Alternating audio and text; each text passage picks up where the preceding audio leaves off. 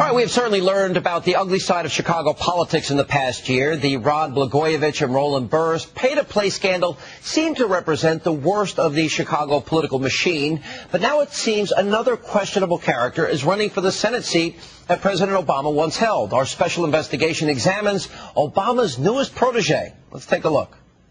Today, I am very proud to formally announce my candidacy for the United States Senate seat, once held by my friend.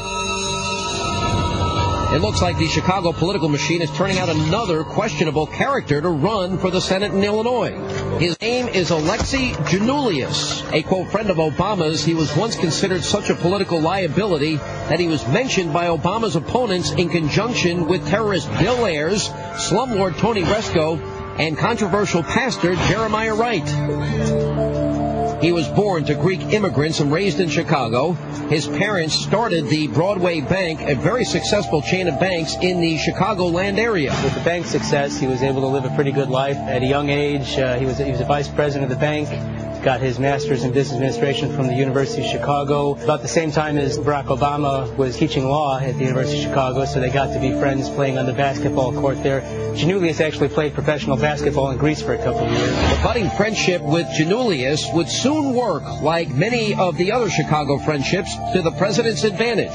Giannoulias, his family owns a major bank in Chicago, and Alexi Giannoulias was very much an integral player in helping Barack Obama get seed money for his 2004 U.S. Senate race. In exchange for that, there was also the fact that Giannoulias also provided an entree to the Chicago Greek community and some of the people who have money in that community, and that was a good factor in helping Obama win that 2004 U.S. Senate race. Thank you.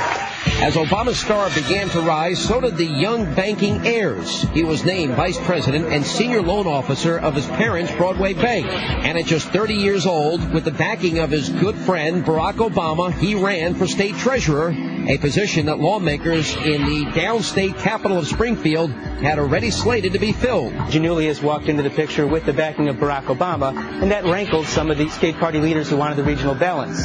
They weren't looking for a Democratic primary, but Alexi Giannoulias got in, had a commercial for Barack Obama endorsing him, and Barack Obama's endorsement was crucial to him winning that primary over Paul Mangieri. Alexi Giannoulias, he's the most outstanding young man that I could ever hope to meet. He's somebody who cares deeply about people. He got that from his family. They really exemplify and embody the American dream. I think it's fair to say that Giannoulias, by using Obama and featuring him in his ads, was a very big factor in him becoming the youngest state treasurer in the country at that point. But during the campaign, some troubling decisions he made as chief loan officer of the Broadway Bank came back to haunt him. The bank had given out some loans to people with ties to organized crime. They'd also given out loans to Tony Resco, who was later indicted for influence peddling in the Blagojevich administration. Giannoulias reportedly loaned $12 million to Michael the Jaws Giaranjo, who was convicted twice of bookmaking and promoting prostitution. And he also loaned $450,000 to Tony Resco to help fund a 24-story condominium project that subsequently was never built.